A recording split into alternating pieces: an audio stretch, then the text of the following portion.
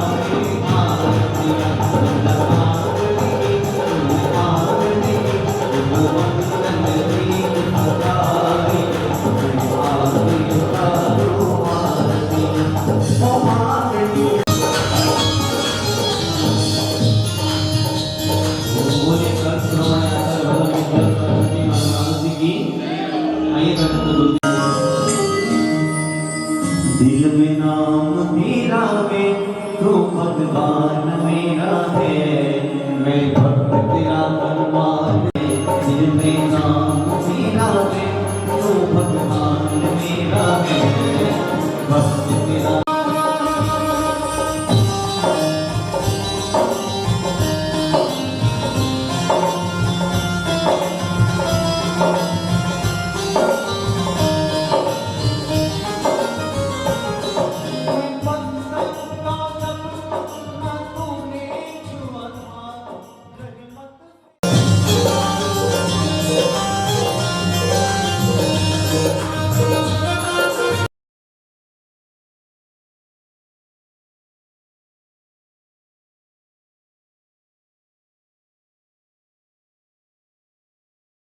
हमें धर्मोपदेश दें।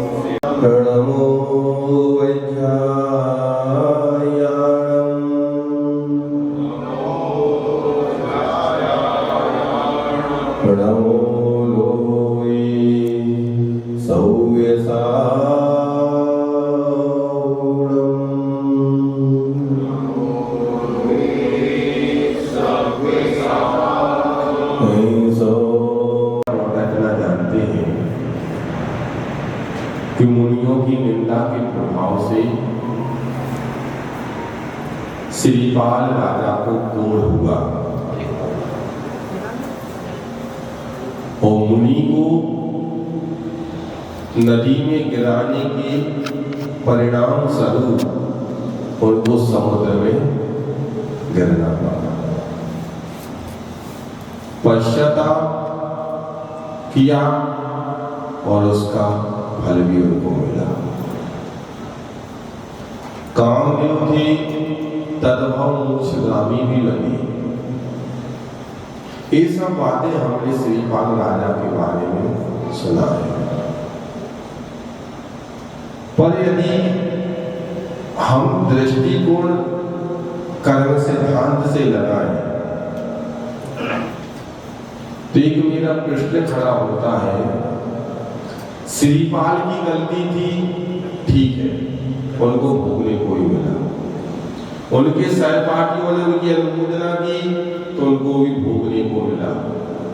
पर मैना सुंदरी की क्या गलती थी जो सिर्फ ये सब भोगना पड़ा?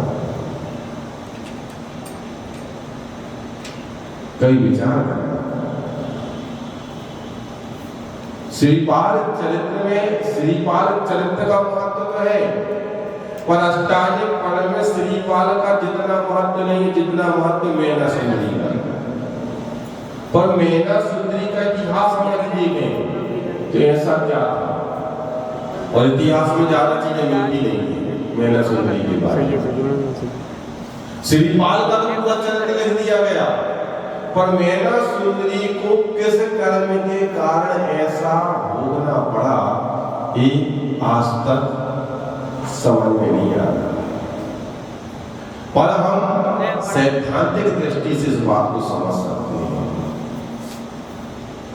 संसार का जो परिभ्रमण है, संसार जो चक्र चलता है वो तीन चीजों पे चलता है, राग, द्वेष और मोह।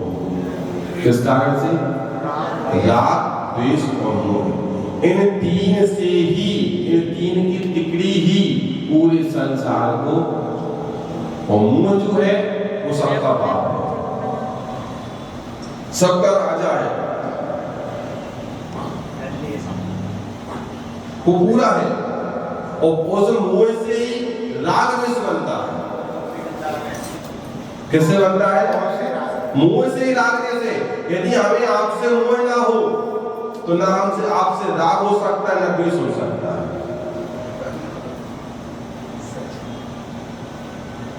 मोह है इसलिए राग द्वेष बनता है, क्योंकि मोह राग रूप भी परिणाम करता, प्रेम पूर्वक भी काम कराता है, और अप्रेम मतलब अनति पूर्वक भी काम कराता है। और वही परिणाम यदि हम सैद्धांतिक दृष्टि से चिंतन करें तो मैना सुंदरी को राग था श्रीपाल से। क्या था? राग था। श्रीपाल के जीवन को उसने आज नहीं, पूर्व से 3 भाव के उससे उसने उनको संभाला था। जिस समय श्रीपाल ने गलती की थी पूर्व पर्याय में, श्रीपाल की पर्याय में गलती नहीं की थी। किस पर्याय में की थी? उसके 3 भाव पहले उसने ये गलती की थी कि मुनि की निंदा की, मुनि का उपहास किया, मुनि के लिए नदी में गिराया। और उस समय भी मेना सुंदरी उसकी पत्नी थी। उस भाव में की क्या थी? मेना सुंदरी उसकी क्या थी? पत्नी थी। और उस समय उसने समझाया था आगे के भाव में मोक्ष जाने वाली नारी है। ऐसा उसने अपने जीवन का सतत्व तैयार किया।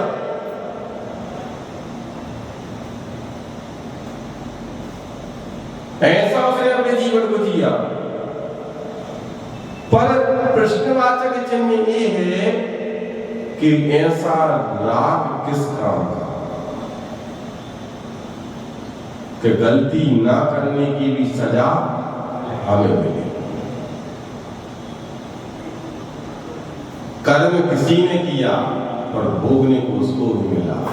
अब मैं आपसे ये बात कहना चाहता हूं, यहाँ पर चिंतन करें थोड़ा सा।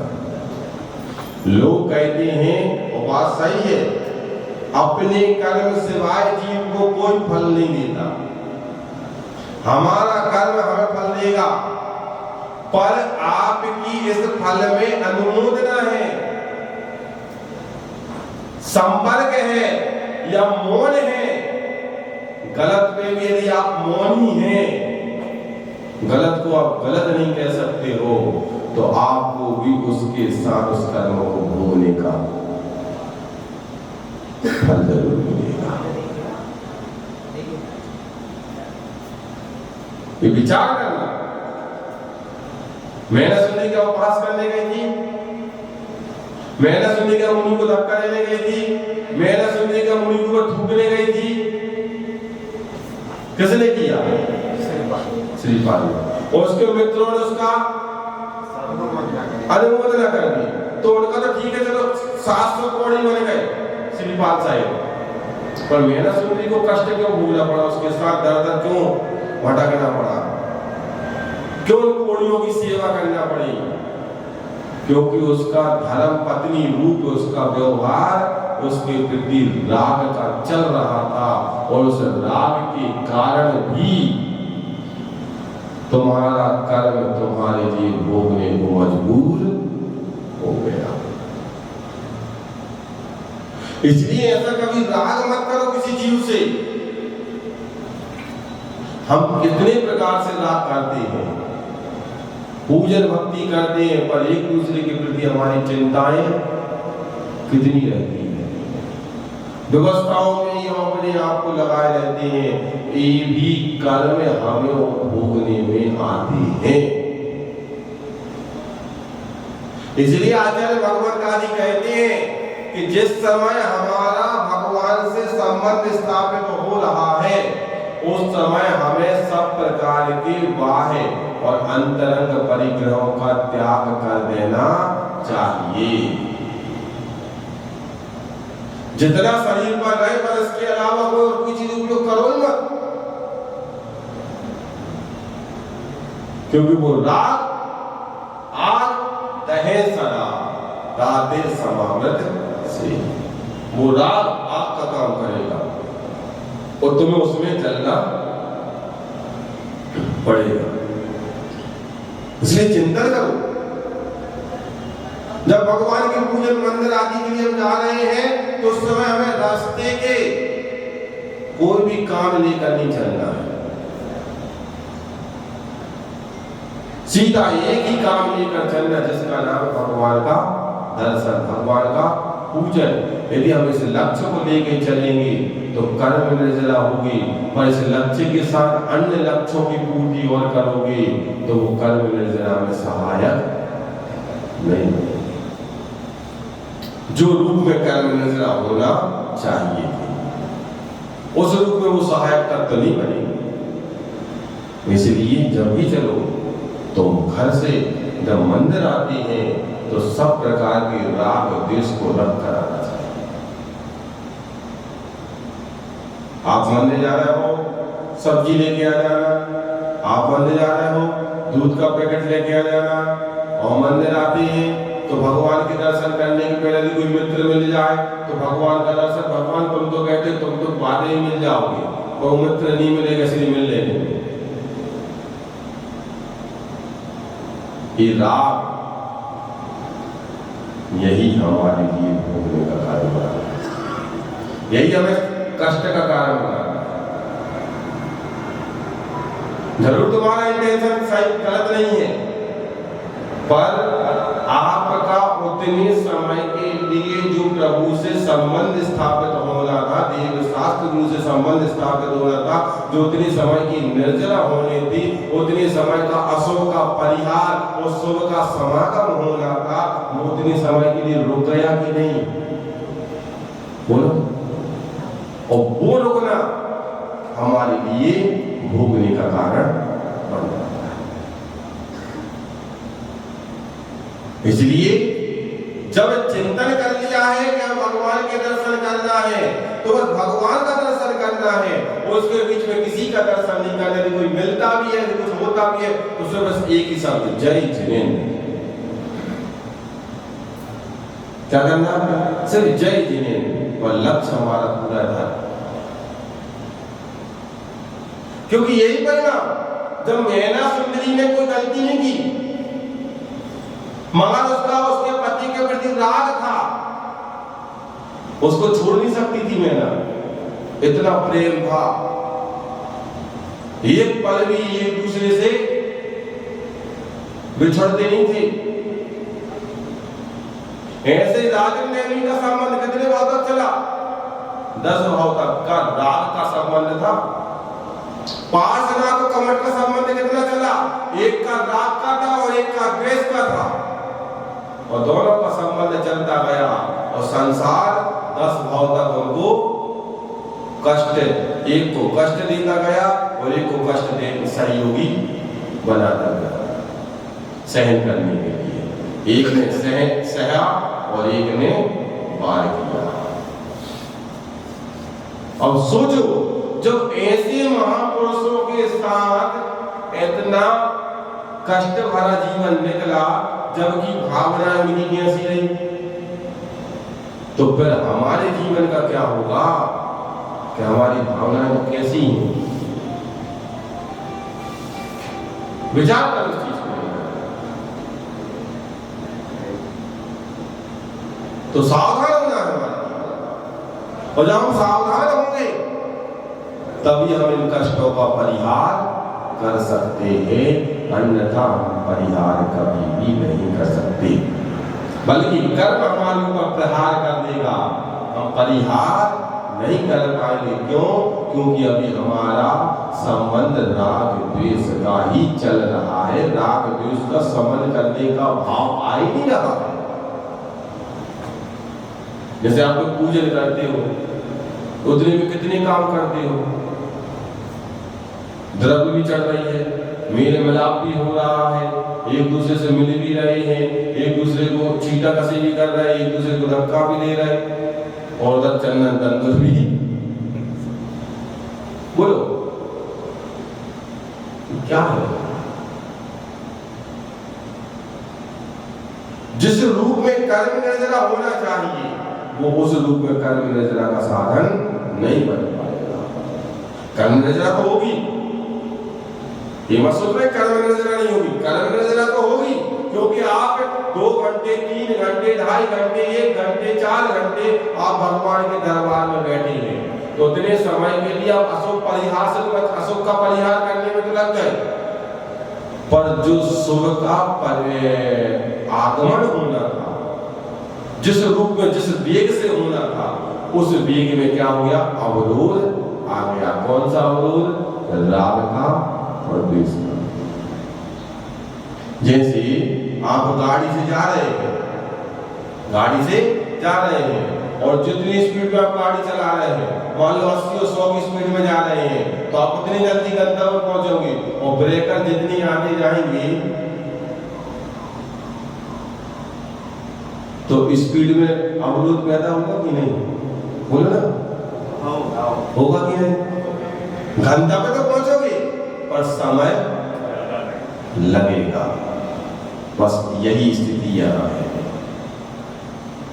जिस वेग से कर्म की निर्जरा होना चाहिए थी, उस वेग से कर्म की निर्जरा नहीं होगी। कर्म निर्जरा तो होगी, पर वो वेग नहीं आएगा। क्यों? क्योंकि ब्रेकर राग द्वेष के आ रहे हैं और वो हमारी गाड़ी की स्पीड क्या कर रहे हैं? स्लो कर रहे हैं। हमें बार बार गियर बदलने पर मजबूर कर रहे हैं। जैसे भगवान देखते हैं, जय हो भगवान, आप ही सब कुछ हो, और जैसे बच्चे देखते हैं, परिवार देखता, तो आप ही सब कुछ हो, और फिर थोड़ी देर में भगवान, फिर थोड़ी देर वो, ये क्या ब्रेकर है? क्या है? ब्रेकर, जो हमारी कर्म निर्जरा में क्या कर रहे हैं? अवरोध पैदा कर रहे हैं। मैना सुंदरी का श्रीपाल का चरित्र बताता है, अवरोधों का विरोध करो। क्या करो? अवरोध का विरोध जो करता है वही आरोही क्रम में आगे बढ़ता है, और जो अवरोध का विरोध नहीं कर सकता वो कभी भी आरोही क्रम में आगे नहीं बढ़ सकता। ये सिद्ध चक्र विधान हमारे लिए बस यही सिखा रहा है। क्या सिखा रहा है? कि भाई प्रेम तो करो, प्रेम का भाव तो रखो, पर यदि जब भगवान से संबंध स्थापित करो, गुरु से संबंध स्थापित करो, शास्त्र से संबंध स्थापित करो, तो समय संसारी जीवों के प्रेम को एक कोने में रख दो, एक कोने में छोड़ दो। बस एक ही प्रेम। जैसे कैसा प्रेम करना, कैसा संबंध बनाना, तो आपको एक उदाहरण और देते हैं। जैसे मान लो आपको हमसे बात करनी है, हमें आपसे बात करना है, और हमने आपका नंबर डायल किया, आपका नंबर डायल किया, और नंबर डायल करने के बाद हमारी और आपकी बात प्रारंभ हो गई, और बात कर रहे हैं, और कोई विशेष चर्चा चल रही है, और उसी बीच में कोई तीसरा आ गया और हमने उससे बात करने लगे, तो जिससे हमारी पहली बात चल रही है उतनी समय के लिए अवरोध होता कि नहीं? और बैलेंस समय क्या होता है? बढ़ता है कि घटता? बोलना, बढ़ता है, बैलेंस भी बढ़ेगा। और जैसे पिछले जब मोबाइल नए शुरू हुए थे, तो मुझे अच्छी तरह से याद है कि मोबाइल जब लेकर फोन डायल करते थे, तो डायल करने का भी पैसा कटता था और सुनने का भी पैसा कटता था। बोलो। और हम जब बात करते थे तो मोबाइल का स्पीकर खोल लेते थे और ये देखते थे कि 59 मिनट से 60 मिनट ना हो जाए, 59 सेकंड से 60 सेकंड ना हो जाए, क्योंकि जैसे 59 से 60 हो जाएंगे बैलेंस डबल। जरूर सामने वाले ने मुझे फोन लगाया है, पर सुनने का भी पैसा कट रहा है। और बस यही सिद्धांत हम जैन दर्शन में देखें। सामने वाले ने जरूर हमारे से बात करने का प्रयास किया है और हमने उससे बात करने का प्रयास किया है, पर यदि हमारा इंटेंशन इधर उधर हो जाए, भगवान से बात करने के लिए हम लगे और हमारी इधर उधर हो गई बात, और यदि 1 सेकंड भी बढ़ गया तो कर्म का बैलेंस दुगना हो जाता है। क्या हो जाता है? कर्म का बैलेंस दुगना हो जाता है, क्योंकि पैसा कैसा करता था? दुगना करता था, ऐसा नहीं करता था। 1 मिनट का पहले 9 रुपए लगता था, फिर 5.5 रुपए लगने लगा। क्यों लगा कि नहीं लगा? आपको बताओ ना। हमें तो 9 रुपए का पूरा अच्छे से याद है कि 9 रुपए फोन पे कटते थे सुनने की।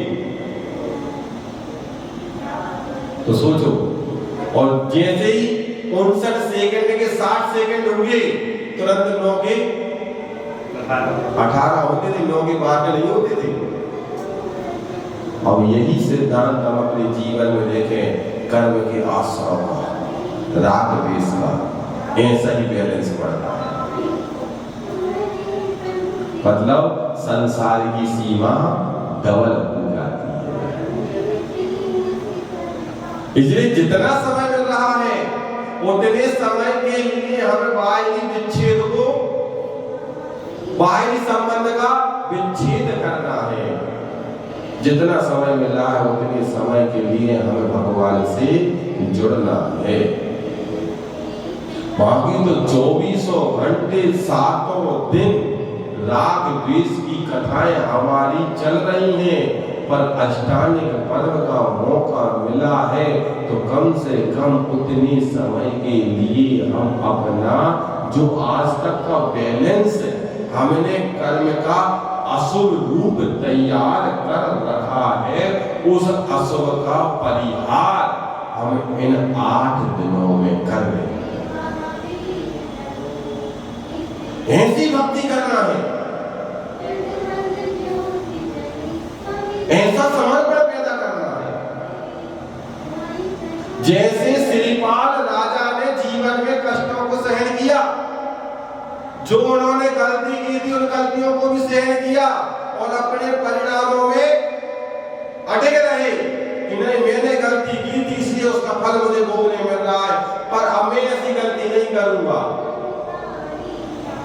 और अपने आप को भगवान से जोड़ के रखूंगा। तो चाहे कुछ भी हो जाए, कैसी भी परिस्थिति आ जाए, पर मंत्र हमारा हृदय में, मन में, मानस में हमेशा बना रहेगा। और उसी का परिणाम था कि श्रीपाल राजा ने कर्मों की निर्जरा करके सिद्धत्व को प्राप्त कर लिया। ऐसे ही हमारे लिए भी ध्यान रखना है कि हमें मनुष्य पर्याय मिली है और मनुष्य पर्याय में भी जैन कुल मिला है और जैन कुल में भी देव शास्त्र गुरु का सानिध्य मिला है और उस सानिध्य में हमें हमारे शरीर में इतनी सामर्थ्य है, हमारे पास तन मन धन का इतना सामर्थ्य है कि हम उसके माध्यम से अभी तक के संचित कर्मों का क्या कर सकते हैं, परिहार कर सकते हैं। तो हमें अपनी गति को इस दिशा में बदलना चाहिए। दिशा बदल दे दशा बदल जाएगी। क्या? दिशा बदल दे दशा बदल जाएगी। अरे राह पर तो चल मंजिल खुद मिल जाएगी। राह पर तो चल मंजिल खुद मिल जाएगी, पर दिशा तो बदलो। हम दिशा ही नहीं बदलना चाहते। जैसे जीवन पहले चल रहा था उसी दिशा में हम अपने जीवन को चलाएंगे तो हम अपने कभी गंतव्य को प्राप्त नहीं हो पाएंगे। ये अष्टांगिक पर्व हमारे लिए उत्सव के रूप में आया है, अपनी दिशा बदलने के लिए आया, अपनी दशा को सुधारने के लिए आया है, अपने कर्मों को व्यवस्थित करने के लिए आया है, अपने पुण्य को बढ़ाने के लिए आया है, कर्म की निर्जरा करने के लिए आया है, पाप को रोकने के लिए आया है, कसाय को समन करने के लिए आया है, अपनी इंद्रियों को, अपनी इच्छाओं को, अपनी इन रसना स्पर्शन आदि इंद्रियां इनको रोकने के लिए आया है।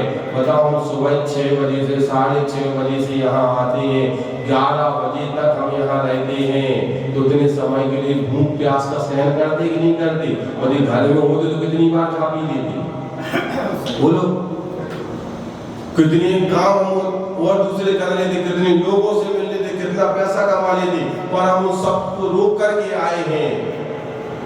तो जब हम रोक करके आए हैं तो उतनी समय का पूरा फल मुझे लेना है, और पूरा फल कब मिलेगा? जब हमारी दिशा सही दिशा में हो, और दिशा बदलेगी तो नियम से दशा भी बदलेगी। प्रतिदिन की पूजन पाठ करना एक अलग पुण्य वाला है, और एक त्योहार के रूप में पूजन पाठ करने वाला अलग पुण्य देने वाला है। ये मेला लगा है, अष्टांगिक पर्व क्या मेला है। जैसे प्रतिदिन दुकान चलाओ, और एक तो पहले होता है ना, सप्ताह में एक दिन हाट लगता था, और हाट के दिन दुकान चलाओ, और वही कहीं मेला लग जाए और वो दुकान वहां ले जाकर चलाओ, तो जो सामान तुम्हारा 7 दिन में बिकता था वो मेला में 1 दिन में बिक जाता है, और जो सामान तुम्हारा 7 दिनों में बिक रहा है वो 1 दिन के बाजार में बिक जाता है। प्रतिदिन की कमाई और एक बाजार के दिन की कमाई और एक मेला के दिन की कमाई बढ़ती कि नहीं बढ़ती? जैसे प्रतिदिन पूजन करने वाली कमाई और वही 4 लोगों के साथ मिलकर कर रही पूजन पाठ तो उसकी कमाई, और वही 100-200 लोगों के साथ बैठ के पूजा कर रहे तो उसकी कमाई। अब बताओ किसमें ज्यादा पुण्य मिलेगा? बोलो ना, मेला में। अब जितनी ज्यादा कमाई कर सको, 6 दिन बचे, कितने दिन बचे? 6 दिन। 1 साल से इंतजार चल रहा था, हर 1.5-2 महीने में राकेश जी का फोन, भैया जी सब व्यवस्था हो गई कि नहीं, कितनी चिंता रहती थी। और बताओ जिस कार्य में कर रहे थे 2 दिन निकल गए पता नहीं चला। बोलो पता नहीं चलता, नकल करती है बस इसी चीजें पता नहीं चलता कहाँ से क्या व्यवस्था, और जब तक काम शुरू नहीं होता तब तक कितनी चिंताएं गिरती हैं। अरे भोजन की व्यवस्था कैसा बनेगा, क्या करेगा, कितने लोग आएंगे, कितने बैठेंगे, क्या होगा, इतने लोग साड़ी धोती दुपट्टा लेकर पर इतने बैठेंगे कि नहीं बैठेंगे, इतने भोजन की व्यवस्था करेंगे तो भोजन इतने लोग करेंगे कि नहीं करेंगे, अब क्या किया जाए, कौन कौन छूट गया है, कोई छूट न जाए उसको भी देना है, सब प्रकार की चिंता नहीं। और जिस दिन से तुम विधान फिक्स कर देते हो उसी दिन से उस विधान का पुण्य शुरू हो जाता है। इन नियम जैन सिद्धांत की यही तो विशेषता है। हमने यदि मान लो अगले साल का विधान आज से फिक्स कर लिया और आज से उसकी व्यवस्थाओं में लग गए कि हाँ मुझे व्यवस्था करना है, तो तुम्हें उस विधान का परिणाम जब विधान शुरू करोगे वो तो अलग मिलेगा, और उसका ब्याज उसी दिन से मिलना शुरू हो जाता है जिस दिन से तुम्हारा भाव शुरू हो जाता है कि मुझे अगली बार विधान करना है। ये जैन दर्शन में हमारे आचार्यों ने व्यवस्था लिखी है। इसलिए कहते हैं कि अपने परिणामों को प्रति समय संभाल के रखो, अपने परिणामों को प्रति समय विचलित ना होने दो, क्योंकि आज से ही वो परिणाम हमारे काम करना शुरू कर देते हैं। जैसे बच्चे के अंदर डॉक्टर बनने की भावना होती है तो वो शुरू से उसी रूप में कार्य करता है, और जब डॉक्टरी की पढ़ाई करेगा, MBBS करेगा तब बातें अलग है, और उसके पहले से उसकी दिशा उस दिशा की ओर चलने लगती है। देखिए हमें याद है 2019 में 2020 में जब कोरोना काल आपने बोला था 2020 को शिक्षक विधान कराएंगे हुआ, और 20 में बोले 21 के लिए जब कोरोना काल भयंकर था और दोनों साल लगा था और कोई दिक्कत नहीं आई। ये तो परिणाम है। और भैया जी ने कहा कोई दिक्कत किसी बात, और खूब भीड़ बैठी आखिर के समय। अरे हमने तो भगवान राकेश भाई साहब, हमने भगवान के दरबार की एक ऐसा अतिशय देखा है जिस समय कोरोना काल में पूरी दुनिया बंद थी, ताले लगे हुए थे, मार्केट 4 महीने से खुले नहीं थे। अप्रैल में 22 मार्च से लॉकडाउन शुरू हुआ था 2020 में, सही है ना। सुबह 7 बजे हमने, क्योंकि हमारा महाराज जी के साथ हम बिहार कर रहे थे, तो राहतगढ़ में काशी से लौट कर आए थे महाराज जी को लेकर के, और सुबह 7 बजे हमने मंदिर में प्रवेश किया और वहां पर लॉकडाउन चालू हो गया। और जब प्रवेश किया तो उसी लॉकडाउन में देखो पुण्य का प्रभाव, हम तो आज भी इस चमत्कार को मानते हैं। राहतगढ़ में 10 जून से 16 जून 2020 दुनिया कहाँ बैठी है? घरों में। हमने पंच कल्याण कराया। क्या कराया?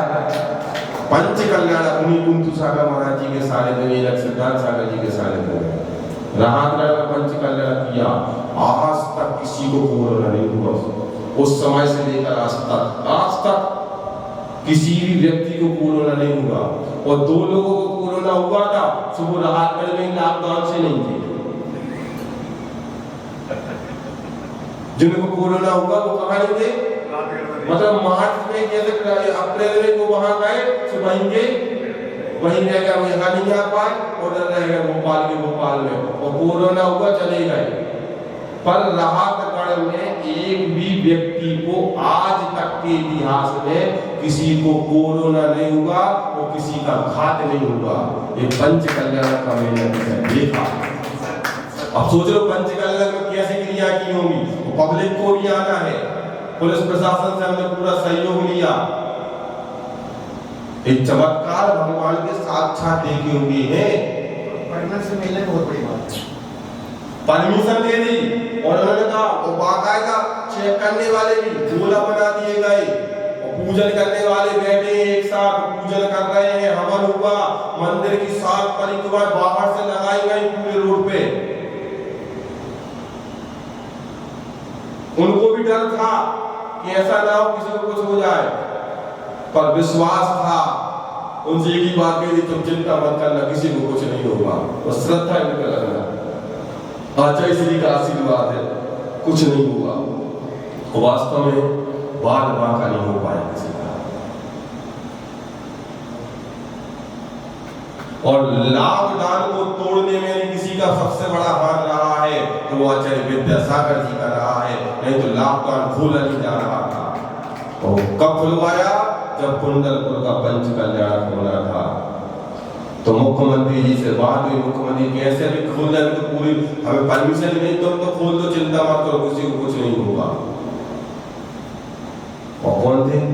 चौहान जी, शिवराज जी चौहान मुख्यमंत्री थे। वो आए आचार्य महाराज के पास कुंडलपुर में, आप इतना बड़ा मेला लगा रहे, कैसे होगा, चिंता मत करो, अब तो ये मेला और बढ़ने वाला है। उसका आशीर्वाद दे दिया है कि 7 दिन के बाद अब यहाँ पंच कल्याण होना है। कितने दिन के बाद? सिर्फ 7 दिन की तैयारी होना है। 7 दिन पहले आचार्य जी ने सूचना दी, उसके पहले आचार्य जी ने कहा चल रहा था ना पंच कल्याण करना, तैयारी चल रही थी, धीरे धीरे डेट फाइनल नहीं हो रही थी। और 7 दिन पहले क्या कह दिया कि 7 दिन के बाद क्या होना है? गर्भ कल्याण, ध्वजारोहण। और 7 दिन में जितनी दुनिया में पंडाल बनते हैं उतना बड़ा तो सिर्फ मंच था कुंडलपुर का।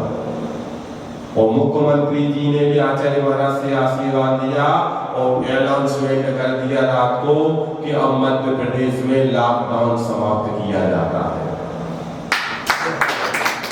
और किसी भी व्यक्ति को कोरोना नहीं हुआ पूरे पंच कल्याणक में। और पंच कल्याणक के 2-4 महीने तक किसी भी एरिया में किसी को कुछ भी नहीं हुआ। पर एक आध तो केस निकले भी, उसके बाद 2-4 महीना के बाद तो सब ठीक ठाक होकर के सब मस्ती में घूम रहे। ये क्या है? ये भक्ति का प्रभाव है। क्या है? भक्ति का, आचार्य महाराज की साधना का प्रभाव है। और पर ये आता कब है? जब हम अपने अंदर अपने लक्ष्य के प्रति क्या होते हैं? समर्पित होते हैं। जब हम पूजन कर रहे हैं, जब ध्यान कर रहे हैं, जब सामायिक कर रहे हैं, तो हमें किसी से कुछ भी नहीं बोलना, किसी से कुछ भी नहीं मिलना, क्योंकि अभी हमारा मिलन किससे चल रहा है? इनसे चल रहा है। और जब हमारा ऐसा मिलन होता है बिना राग द्वेष वाला, किसी से संबंध नहीं रखने वाला, वो मिलन हमारे अंदर ऐसा पावर पैदा करता है कि उसके संसर्ग में जो भी आते हैं उनका भी भला हो जाता है, उनका भी कल्याण हो जाता है। ये सब क्या है? गुरु के प्रति समर्पण, प्रभु के प्रति समर्पण का प्रभाव है। ऐसे ही आप लोग भी बहुत सच्ची श्रद्धा के साथ, आपके यहाँ के भी उदाहरण है कई, आप बताई दिया जैसे राकेश जी ने कि लॉकडाउन में विधान करना और पब्लिक का बैठना और किसी का कुछ भी नहीं होने, सब क्या है? इस सिद्धों की आराधना का प्रभाव है। आज भी चमत्कार है, पर नमस्कार करो हमसे। हम चमत्कार को नमस्कार कर रहे हैं, पर जैन दर्शन कहता है कि आप खुद ऐसा नमस्कार करो, अपने आप चमत्कार हो जाएगा। एक कोरे में आसपास डेथ बहुत हुई है, लेकिन जब हमारे हुआ था प्रोग्राम सूरज जा रहे वहाँ कोई केस नहीं हुआ, एक भी नहीं हुए। मतलब आसपास ये भी बहुत हुई है, घटनाएं बहुत हुई। ये भक्ति का प्रभाव होता है। एक रविंद्र जी सुबह आए थे, आपने उनको भी जीवन में सही हुआ, विधान के बाद उनकी तकलीफ बढ़ गई, विधान तो उन्होंने कर दिया, कहते विधान की पहले उनको तकलीफ हो रही थी, पर उन्होंने जब खबर कि मैं चिंता मत करो, विधान में बैठ हो जाएगा सब ठीक ठाक, और विधान भी उन्हें अच्छी भक्ति भाव के साथ कर लिया। और उसके बाद विधान के 4-5 दिन के बाद उनको तकलीफ बढ़ी, उनको भर्ती किया, तो उनको फोन आया कि भैया जी ऐसी ऐसी करनी, चिंता मत करो, तुम घर वापस आओगे। ना उम्मीद थी डॉक्टरों के द्वारा, पर उम्मीद बन गई, क्यों? भगवान के द्वारा। एक बार नाता तो जोड़ो, अपने आप काम बनेंगे। इसलिए हमें ऐसे प्रभु के प्रति समर्पण के साथ कार्य करना चाहिए। जैसे मैना सुंदरी के ऊपर जीवन कष्ट जरूर आए, पर उसने उन कष्टों में भी अपना काम बनाती चली गई। किसके कारण? प्रभु की भक्ति के कारण। ऐसी भक्ति हम सब पैदा करें तो हमारा भी कल्याण हो सकता है। इन्हीं मंगल भावनाओं के साथ जय बोलो आचार्य गुरुवर श्री विद्यासागर जी महाराज की।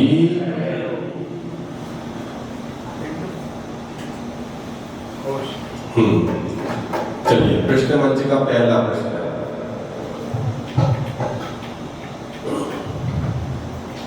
किस कारण से कष्ट सहना पड़ा मैना को?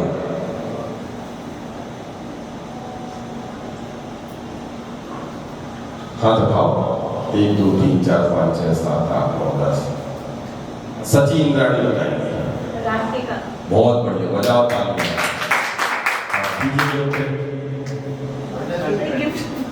आदमी को तो देने मिलेगी,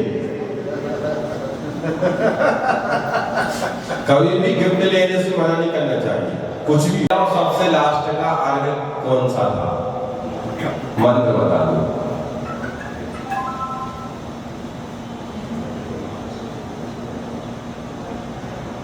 जय हो।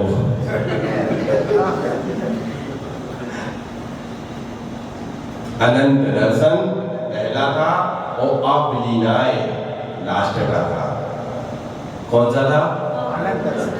अनंत दर्शन पहला और लास्ट वाला कौन सा? अपलीलाएं। तो बताओ उत्तर दिशा में कौन से बीजाक्षर के अर्घ चढ़ते हैं?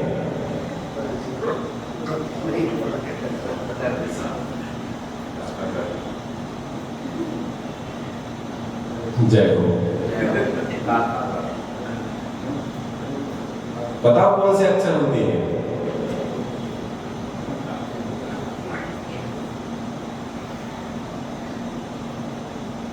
मतलब विधान से स्वाहा स्वाहा हो रही है। या रा ला वा कौन से आगे चढ़ते हैं? कौन सी दिशा में? उत्तर दिशा में। तो बताओ पूरब दिशा में जो बीजाक्षर के अर्घ चढ़ते हैं वो कितनी?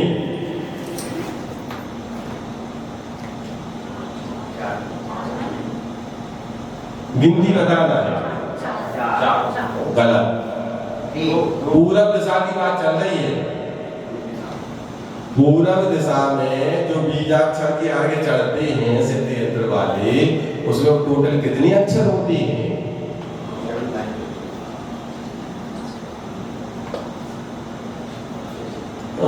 न 5 न 6 न 7 न 8 न 1 न 2 न 3 न 4 न 5 न 6। और बताओ। जय हो।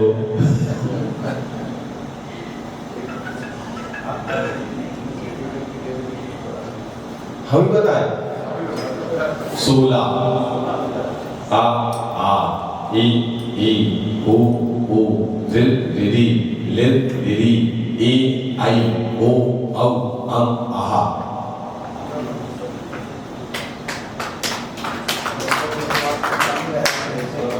अच्छा ये बताओ ये 16 क्या है? हिंदी वर्णमाला में ये 16 क्या है? हाथ उठाना है। हाथ उठा, पीछे महुआ की जैसे मत बोलो, महुआ जैसे मत करो। हाँ हाथ उठा, बोलो, खड़े होके बोलो। स्वागत, बहुत बढ़िया, बजाओ तालियां, बजाओ। ले जाओ जो ये आओ।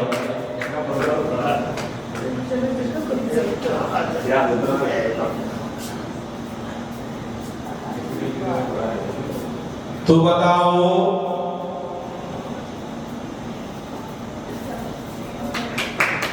पार्श्वनाथ का जीव और कमठ का जीव किस कारण से एक दुखों को सहन न करता रहा और एक दुख देता रहा? हाँ बोलो। राग किसका था, द्वेष किसका था? बहुत बढ़िया, बजाओ तालियां, बजाओ।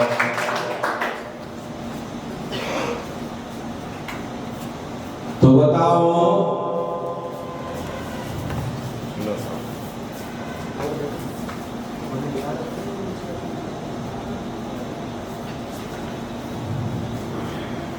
हमें किसका विरोध करना है जिससे हमारा क्रम आरोही क्रम में बढ़ता चले?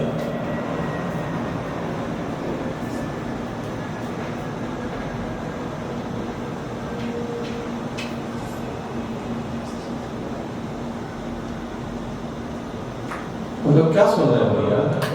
हाँ बोलो अभी। अवरोधों का कौन सी अवरोध? बड़ा भाव सही है, वाला लाइन पे आ रही है। स्पीड ब्रेकर जो आते हैं, कौन सी स्पीड ब्रेकर आ रहे हैं? राग देश के जो स्पीड ब्रेकर आ रहे हैं उनका बहुत बढ़िया, बजा तालियां जाओ। डीजे ये नहीं था जी को।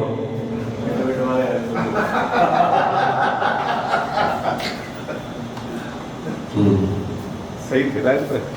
अरे बिल्कुल। राग देश रूपी अवरोधों का जब हम विरोध करेंगे तो हमारा क्रम आरोही में ही बढ़ेगा, वेग बढ़ेगा। चलिए जिनवाणी स्तुति करेंगे। चलो अद्वित बोलो जिनवाणी स्तुति। कोई भी हाथ में जो